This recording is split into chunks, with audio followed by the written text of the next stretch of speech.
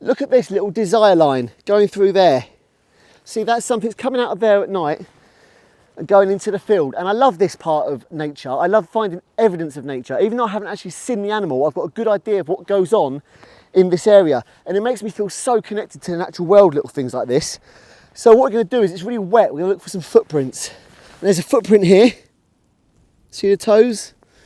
And let's go in. You can see the tracks going right into this field of mustard and rape. It's like a cover crop through here. Here's another footprint. And up here it's starting to fork. There's two different directions. There's some more footprints here. And you actually just make out some claws on that one. Another one there.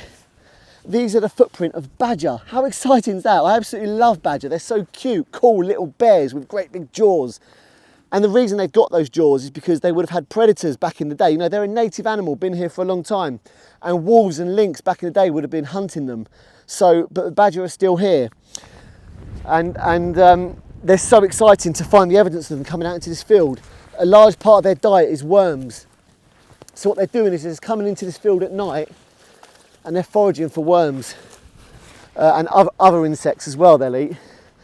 And unfortunately, badgers are a victim to a load of misinformation about bovine TB, more so in the West Country where there's a lot more cattle, where lots of badgers are getting killed as part of a cull, and it's proven, you know, scientifically to be a massive flop and a massive failure.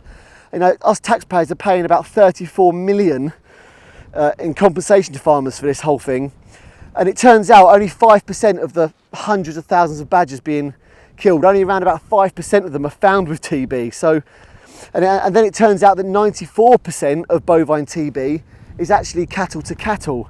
So it's a real shame. It's a whole load of misinformation, and don't get me wrong, all of our wildlife is out of balance.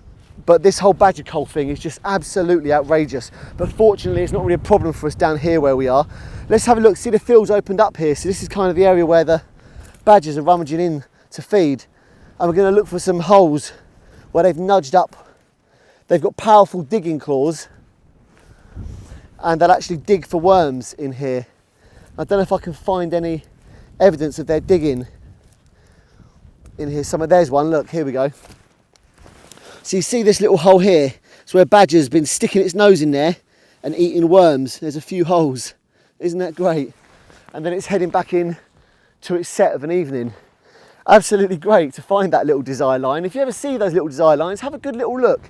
The other thing with badgers, if you get a bit of their hair and you rub it between your fingers, it's not round and you can actually get a bit of a bump in it. And that tells you it's badger. And you can also find latrines, which we find a lot of, where they poo in certain areas, kind of to mark their territory.